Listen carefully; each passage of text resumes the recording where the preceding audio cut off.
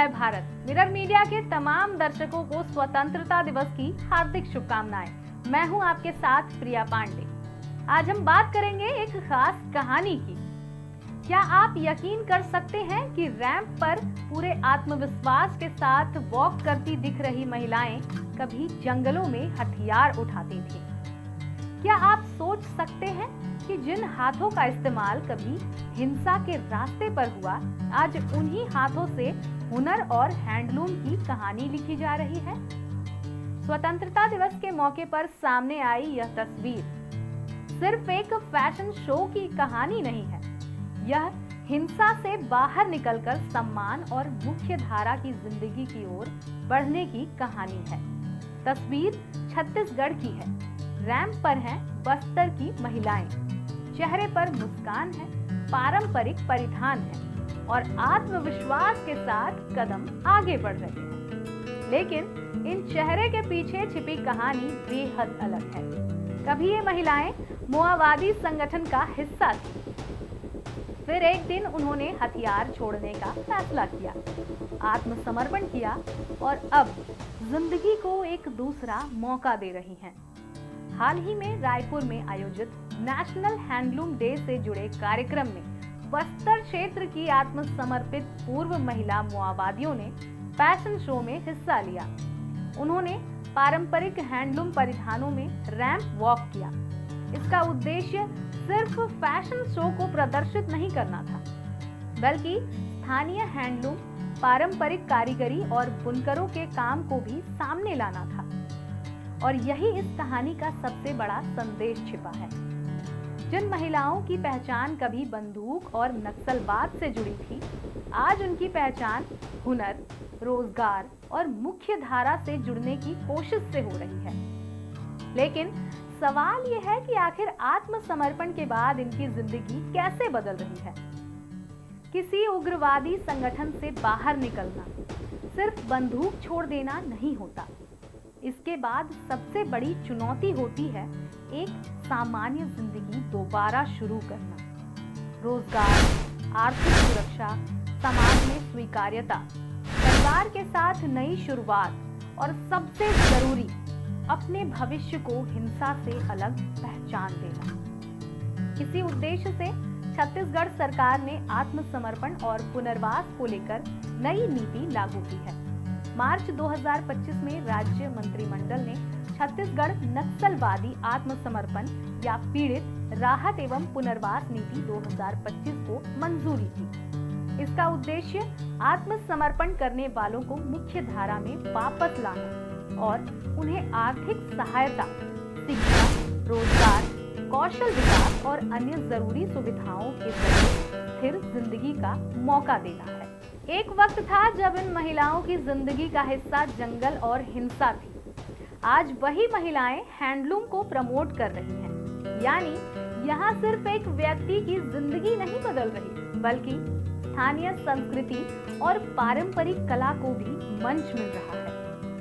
बस्तर और छत्तीसगढ़ की पहचान सिर्फ नक्सल प्रभावित इलाकों के तौर पर नहीं होनी चाहिए। यह क्षेत्र अपनी जनजातीय संस्कृति, हस्तशिल्प, बुनाई और पारंपरिक कला के लिए भी जाना जाता है।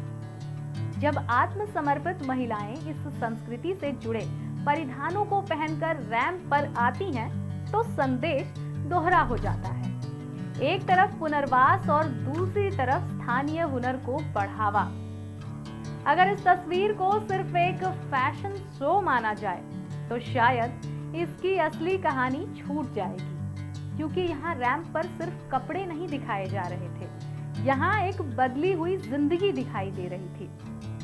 हर कदम के साथ एक संदेश था कि अतीत कितना भी कठिन क्यों ना हो, अगर हिंसा का रास्ता छोड़कर मुख्य धारा में लौटने का फैसला किया जाए, तो जिंदगी को एक नया रास्ता मिल सकता है। लेकिन यह सफर अभी पूरा नहीं हुआ है। आत्मसमर्पण एक शुरुआत है, अंत नहीं। मुख्य धारा में वापस आना एक लंबी प्रक्रिया है। रोजगार मिलना, आर्थिक रूप से आत्मनिर्भर होना, समाज का विश्वास हासिल करना, परिवार और समुदाय में दोबारा जगह बनाना, इन सभी चुनौतियों का सामना करना पड़ता है। इसीलिए पुनर्वास की सफलता का पैमाना सिर्फ यह नहीं है कि कितने लोगों ने हथियार छोड़े, बल्कि यह भी है कि कितने लोग सम्मानजनक और स्थायी जिंदगी बना पाए। बस्तर की तस्वीरों में लंबे समय तक बंदूक, बारूदी सुरंग, मुठभेड़ और नक्सलवाद की खबरें प्रमुख रही, लेकिन अब इसी बस्तर से ऐसी तस्वीरें भी सामने आ रही हैं जो कहानी का दूसरा पहलू दिखाती हैं। कई आत्मसमर्पित लोग रोजगार से जुड़ रहे हैं, कहीं कौशल विकास प्रशिक्षण ले रहे हैं, कहीं महिलाएं नए काम सीख रही हैं और अब कहीं वही महिलाएं रैंप पर चलकर अपने आत्मविश्वास का प्रदर्शन कर रही हैं। यह बदलाव कितना स्थायी होगा, यह आने वाला समय बताएगा। लेकिन एक बात साफ है, कहानी बदलने की कोशिश शुरू हो चुकी है और अब इसे स्वतंत्रता दिवस के नजरिए से अगर देखा जाए तो 15 अगस्त को हम देश की आजादी का जश्न मनाते हैं। लेकिन आजादी के मायने सिर्फ 1947 की कहानी तक सीमित नहीं है।